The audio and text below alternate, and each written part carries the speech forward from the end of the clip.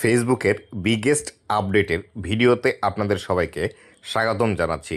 ফেসবুকের মধ্যে আপনি যদি আপনার মনিটাইজেশনটি সহি সালামতে রাখতে চান তাহলে অবশ্যই এই বিষয়গুলো আপনাকে মানতেই হবে। এখান থেকে ফেসবুক আমাদেরকে তিনটি বিষয়ের কথা বলছে। এই তিনটি বিষয় যদি আপনি বর্তমানে ফেসবুকের মধ্যে না মেনে কাজ করেন তাহলে সেই ক্ষেত্রে আপনার মনিটাইজেশনটি রেস্ট্রিক্টেড হয়ে যাওয়ার পসিবিলিটি কিন্তু বেশি থাকে। আর এই বিষয়টি ফেসবুক অনুধাবন করতে পেরেছে যে আপনারা যারা ক্রিয়েটাররা আছেন ফেসবুকের মধ্যে এই বিষয়গুলো আপনারা মানছেন না।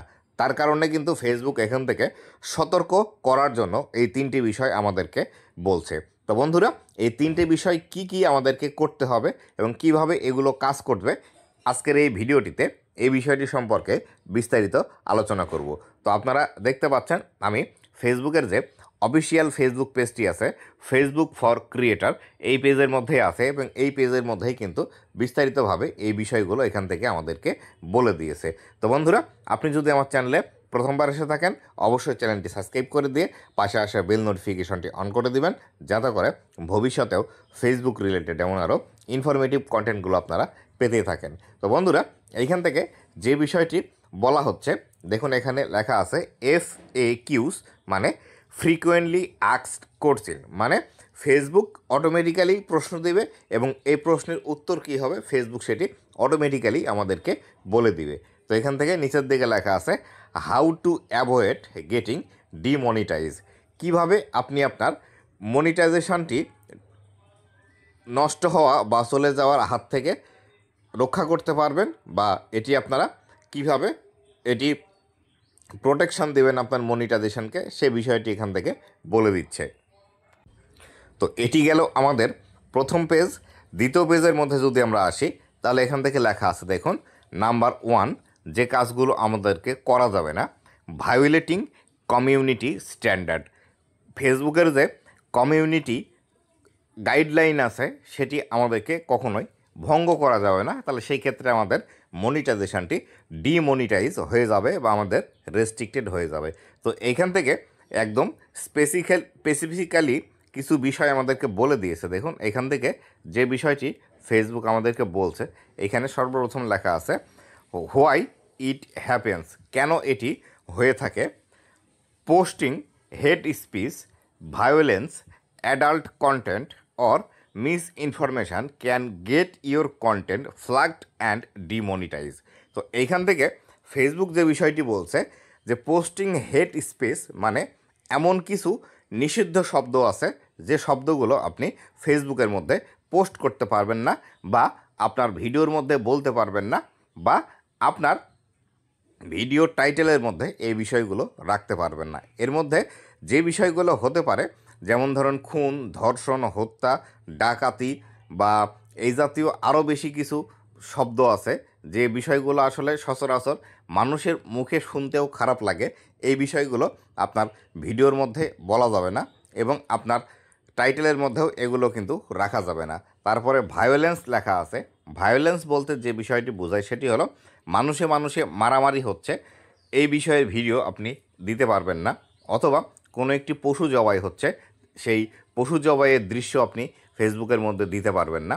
অথবা কোনো একটা জায়গায় অ্যাক্সিডেন্ট হয়েছে, মানুষের মধ্যে খুব জখম হয়েছে, এই জাতীয় ভিডিও আপনি ফেসবুকের মধ্যে দিতে পারবেন না। অথবা কোথাও আগুন লেগে গিয়েছে বা হঠাৎ করে একটি জায়গায় আগুন লেগেছে, সেখানে মানুষের যে আহাজারি হচ্ছে, এই জাতীয় ভিডিও কন্টেন্ট আপনি ফেসবুকের মধ্যে পাবলিশ করতে পারবেন না, এটি ভায়োলেন্সের মধ্যে পড়ে। তৃতীয়ত, অ্যাডাল্ট কন্টেন্ট বলতে যে বিষয়টিকে বোঝায় সেটি হলো আমরা বিশেষত যারা 18+ আছি বা যারা প্রাপ্তবয়স্ক আছি, তারা বিশেষ ধরনের কিছু ছবি থাকে বা ভিডিও থাকে, এই ভিডিওগুলোকেই কিন্তু অ্যাডাল্ট ভিডিও হয়ে থাকে। আমি আশা করি আপনারা যথেষ্ট পরিমাণে বুদ্ধিমান, এই বিষয়টি বুঝতে পারেন যে অ্যাডাল্ট কন্টেন্ট বলতে আসলে কী বিষয়কে বোঝাচ্ছে। এই জাতীয় কন্টেন্ট যদি আপনি ফেসবুকের মধ্যে পাবলিশ করেন সেক্ষেত্রে কমিউনিটি গাইডলাইন ভায়োলেশন আপনার আসতে পারে। তারপরে যে বিষয়টি আছে এখান থেকে দেখতে পাচ্ছেন মিস ইনফরমেশান। তো মিস ইনফরমেশান বলতে এমন বিষয়টিকে বোঝাচ্ছে বিশেষ করে আপনারা যারা নিউজ নিয়ে কাজ করেন অথবা আপনারা যারা সাংবাদিক আছেন বা এই নিউজ রিলেটেড কাজগুলোই আপনারা করে থাকেন আপনাদের পেজের মধ্যে, বা নিউজ রিলেটেড ভিডিও তৈরি করে থাকেন, এই ভিডিওগুলোর মধ্যে আপনারা অনেক সময় একটি বিষয় সংগঠিত হয়নি সেই বিষয়টিকে বাড়িয়ে চড়িয়ে বলা, অথবা এমন একটি বিষয় যেটি আসলে বাস্তবে হয়নি কিন্তু আপনারা সেই বিষয়টিকে প্রাধান্য দিয়ে বা হাইলাইট করে সেই বিষয়গুলো প্রকাশ করছেন, এটিকেই কিন্তু মিস ইনফরমেশান বলা হয়ে থাকে। এইভাবে যদি আপনি কোনো একটি ভিডিও, পোস্ট, এমনকি ছবিও যদি আপলোড করেন, সেক্ষেত্রে কমিউনিটি গাইডলাইন ভায়োলেশনের আন্ডারে কিন্তু চলে আসবে। তো নিচের দিকে লেখা আছে সলিউশন। যদি আপনার এটি হয়ে থাকে তাহলে কিভাবে এটি আপনি সলিউশন করবেন বা সলিউশন পাবেন বা কিভাবে আপনাকে কাজ করতে হবে। তো এখানে লেখা আছে 1 নম্বরে, stair clear of controversial or sensitive topic unless you have sure you have following the rule।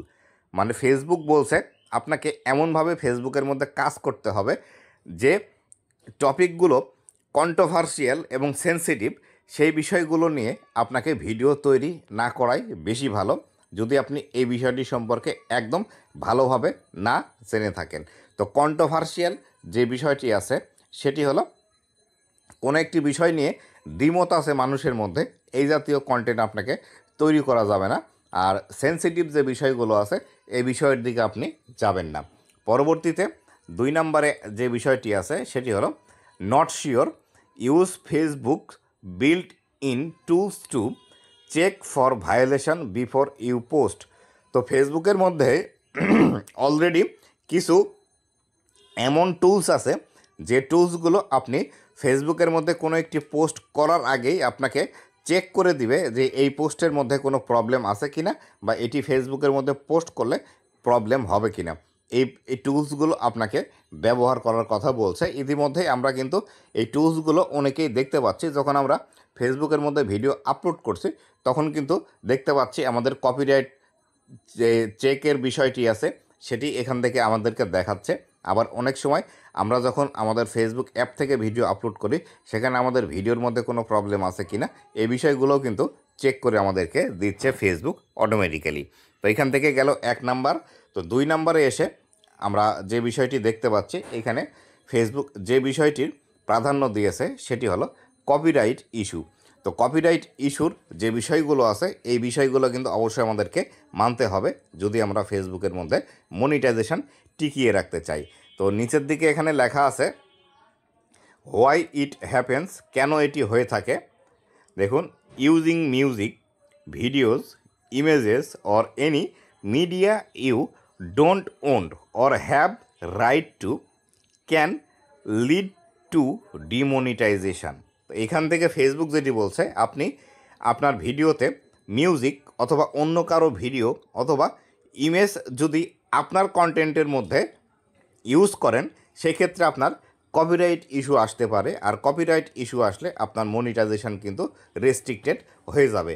আমি বারবারই আমার প্রত্যেকটি ভিডিওতে বলে থাকি, আপনারা যারা নতুন আছেন এবং যারা সবেমাত্র কাজ শুরু করেছেন তারা তো মিউজিক নিয়ে আপনারা পাগল হয়ে আছেন যে মিউজিক দিয়ে হয়তো ভিডিও তৈরি করলে আপনার ভিডিওগুলো দ্রুত ভাইরাল হবে। ভাই, আপনার ভিডিওর যদি কোয়ালিটি ভালো না হয় আপনি মিউজিক দিয়ে কখনোই আপনার ভিডিও ভাইরাল করতে পারবেন না। আপনার কন্টেন্টের কোয়ালিটি উন্নত করুন, মিউজিক ছাড়াই আপনার ভিডিওটি ভাইরাল হবে। তো নিচের দিকে লেখা আছে সলিউশন। তো কিভাবে আপনারা কাজ করবেন বা কিভাবে কাজ করলে এই কপিরাইট ইস্যুটি আসবে না এই বিষয়টি আমাদেরকে ফেসবুক বলে দিচ্ছে। তো লেখা আছে stick to royalty free music and media or use your own creation. তো এখান থেকে বলছে যেসব মিউজিকের মধ্যে রয়্যালিটি নাই বা একদম রয়্যালিটি ফ্রি বা কেউ কপিরাইট ক্লেম করবে না এই ধরনের মিউজিক আপনি ইউজ করতে পারেন, অথবা যদি আপনার ভিডিও ইউজ করার প্রয়োজন পড়ে অথবা ইমেজ ইউজ করার প্রয়োজন পড়ে অবশ্যই সেগুলো এই কপিরাইট ফ্রি ইউজ করবেন। তবে সেই ক্ষেত্রে এটি ইউজ করার ক্ষেত্রেও সাবধানতা অবলম্বন করবেন। আর যদি সম্ভব হয় তাহলে সেই ক্ষেত্রে আপনি নিজে এগুলো তৈরি করে নেবেন, নিজে তৈরি করে নিয়ে তারপরে আপনার কন্টেন্টের মধ্যে সেগুলো ইউজ করবেন। তো 2 নম্বরে যে বিষয়টি আছে always get the proper licence for the third party content. তো এইখানে যে বিষয়টি বলছে আপনি যদি কপিরাইট ফ্রি মিউজিকও ইউজ করেন, অথবা যদি আপনি কোনো মিউজিক কিনে ইউজ করেন, সেক্ষেত্রেও আপনাকে প্রপার একটি লাইসেন্স সহ সেই মিউজিকটি ব্যবহার করতে হবে। যদি আপনার কাছে লাইসেন্স না থাকে, ফেসবুক থেকে যদি কপিরাইট চলে আসে, আপনি যদি লাইসেন্সের বিষয়গুলো না দেখাতে পারেন, সেক্ষেত্রেও আপনার প্রবলেম চলে আসবে। তারপরে লাস্টে যে বিষয়টি লেখা আছে, use Facebook sound collection for save approved music. তো ফেসবুক এখান থেকে সাজেস্ট করছে ফেসবুকের যে সাউন্ড কালেকশন অপশন আছে, আপনি চাইলে সেইখান থেকে মিউজিকগুলো নিয়ে ব্যবহার করতে পারেন। এই ক্ষেত্রে আপনি সেফ থাকতে পারবেন। তো আমি বারবারই যে বিষয়টি বলি, ভাই আপনার ভিডিওতে কোনো মিউজিক অ্যাড করারই প্রয়োজন নাই। আপনি নিজের ভয়েস দিয়ে ভিডিওগুলো তৈরি করুন। নিজের ভয়েসে ভিডিও তৈরি করলে এই ভিডিওগুলো আপনি সারা জীবন ফেসবুকের মধ্যে ফেলে রাখলেও আপনার কোনো প্রবলেম হবে না। আপনি যদি ফেসবুকের সাউন্ড কালেকশান থেকেও মিউজিক ইউজ করেন, সেই ক্ষেত্রে এই মিউজিকগুলো আপনার আগে হয়তো আরও 1000 মানুষ ইউজ করেছে। সেই ক্ষেত্রে কেউ যদি ভুলবশত অথবা সেই ইচ্ছাকৃতভাবে যদি তার রাইট ম্যানেজারের মধ্যে এই মিউজিকটি প্রবেশ করিয়ে আপনাকে যদি কপিরাইট স্ট্রাইক দেয়, সেই ক্ষেত্রে কিন্তু আপনার ভিডিওতে প্রবলেম আসবে। তাই অবশ্যই আমি যে বিষয়টি সাজেস্ট করে থাকি, আপনাকে ফেসবুকের মধ্যে মিউজিক একদম ইউজ না করাই সবথেকে বেশি ভালো হবে। তো পরবর্তীতে নিচের দিকে আমরা চলে আসি 3 নাম্বার স্টেপের মধ্যে। এইখানে কোন বিষয়টি আমাদেরকে বলছে? তো 3 নাম্বার স্টেপের মধ্যে আমাদেরকে বলছে low quality or misleading content. তো আমরা অনেকেই আছি যারা লো কোয়ালিটির কন্টেন্ট ফেসবুকের মধ্যে পাবলিশ করি, এবং এমন কন্টেন্ট পাবলিশ করি যে কন্টেন্ট আসলে মানুষের উপকারে আসে না, বা অনেক সময় আমরা ভুলভাল বিষয়গুলোও আমাদের ভিডিওর মধ্যে তুলে ধরে থাকি। এই বিষয়টিই কিন্তু ফেসবুক আমাদেরকে এখান থেকে সতর্ক করার জন্য বলছে। তো এইখানে লেখা আছে হোয়াই ইট হ্যাপেন্স, কীভাবে এটি সংঘটিত হয়। Clickbait, misleading thumbnail or title or content that spammy can be flagged and loss monetization.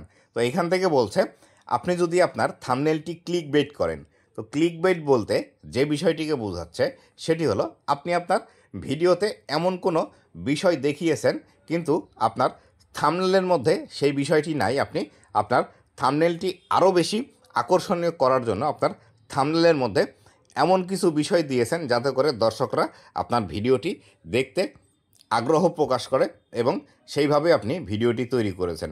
ধরেন আপনি এই ভিডিও তৈরি করেছেন রান্নার, কিন্তু থাম্বনেলের উপরে আপনি ছবি দিয়ে রেখেছেন কোনো একজন সেলিব্রিটির, যে সেলিব্রিটি আপনার এই রান্নাটি করছে। এইভাবে আপনাকে থাম্বনেল ক্লিক বেট করা যাবে না। তো মিসলিডিং বলতে যে বিষয়টি বোঝাচ্ছে সেটি হলো এই এই একই বিষয়টি হয়ে থাকে যে আপনি থাম্বনেলের উপর লিখে দিয়েছেন যে মাংস রান্না করছেন, কিন্তু আপনার ভিডিওর মধ্যে মাংস রান্নার কোনো বিষয় নেই, আপনি জাস্ট রান্না করছেন। এই বিষয়গুলো এখান থেকে হয়ে থাকে। আবার টাইটেলের ক্ষেত্রেও একই বিষয় হয়ে থাকে যে আসলে আপনি টাইটেলের মধ্যে একটি বিষয় লিখে দিয়েছেন, কিন্তু আপনার ভিডিওর মধ্যে সেই বিষয়ের অস্তিত্বই নেই। এই ধরনের ভিডিওকে কিন্তু মিসলিডিং ভিডিও বলা হয়ে থাকে। তাই অবশ্যই আপনি যে বিষয়টি নিয়ে ভিডিও তৈরি করবেন, অবশ্যই সেই বিষয়টির টাইটেল এবং থাম্বনেল অ্যাড করার ট্রাই করবেন। আবার অনেক সময় আমরা কিন্তু আমাদের ভিডিওতে অনেকগুলো হ্যাশট্যাগ ইউজ করে থাকি। এই হ্যাশট্যাগের কারণেও কিন্তু আমাদের মিসলিডিং কন্টেন্ট হতে পারে। আমি একটি ব্লগ ভিডিও তৈরি করেছি, কিন্তু সেখানে আমি হ্যাশট্যাগ দিচ্ছি viral, viral post, Facebook for you section.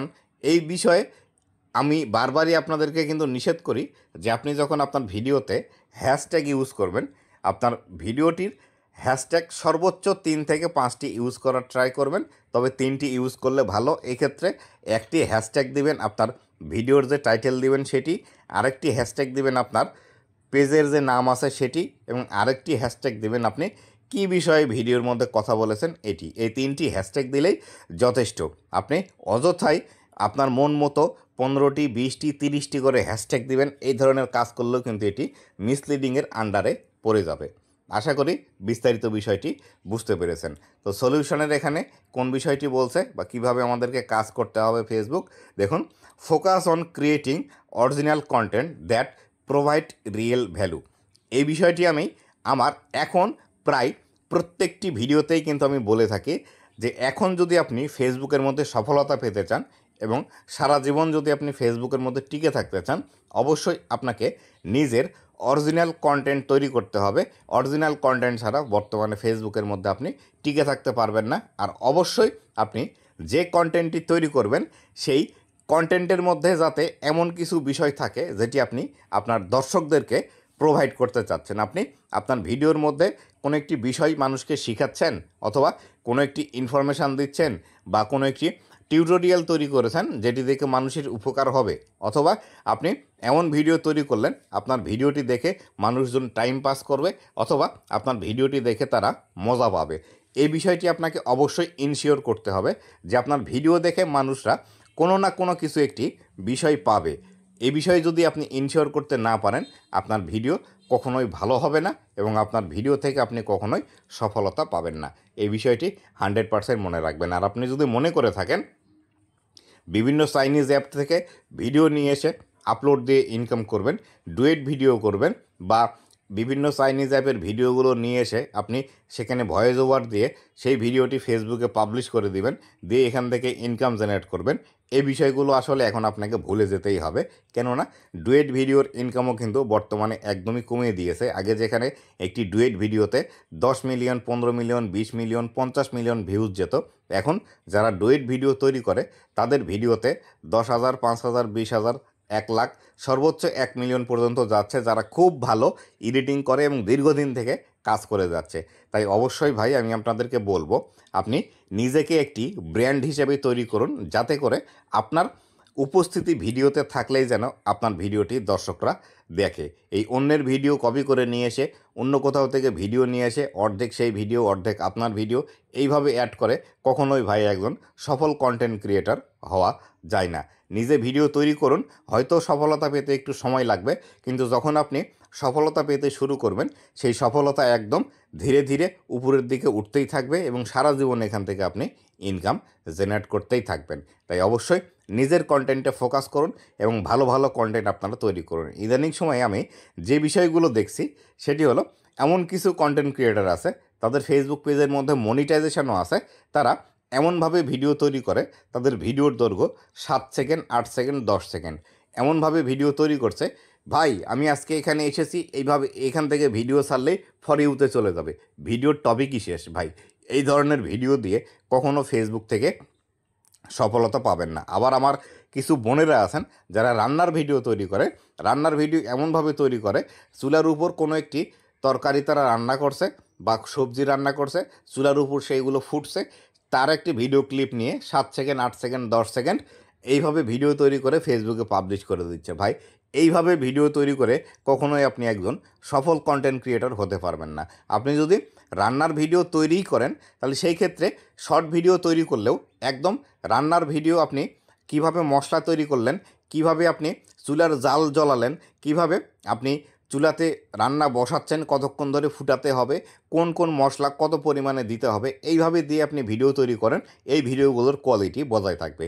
আর যারা যে এইভাবে ব্লগ ভিডিও তৈরি করছেন, ভাই আজকে আমি এই জায়গায় এসেছি, এই জায়গায় আসলে ভিডিও ছাড়লেই ফর ইউতে চলে যাবে, এই ধরনের ভিডিও তৈরি না করে আপনি সেই জায়গাতে যাচ্ছেন, কিভাবে যাচ্ছেন, কত টাকা ভাড়া লাগবে, এই জায়গার বিশেষত্ব কী এবং এই জায়গায় আসলে কি কি মানুষ দেখতে পাবে, কিভাবে সময় কাটাতে পারবে, এই সম্পূর্ণ বিষয়গুলো তুলে ধরে একটি ভিডিও তৈরি করুন। দেখুন আপনার এই ভিডিওটি মানুষের কাছে গ্রহণযোগ্যতা বৃদ্ধি পাবে এবং আপনার ভিডিও বেশি পরিমাণে ভিউজ আসবে এবং আপনি এখান থেকে বেশি পরিমাণ আর্নিংও জেনারেট করতে পারবেন। আশা করি এই বিষয়গুলো মাথায় রেখে বর্তমান সময়ে আপনি কন্টেন্ট তৈরি করবেন। পরবর্তীতে আসি, এখানে লাস্টে যে বিষয়টি লেখা আছে সেটি হলো be transparent about what viewers can expect from your content in your headline and thumbnail.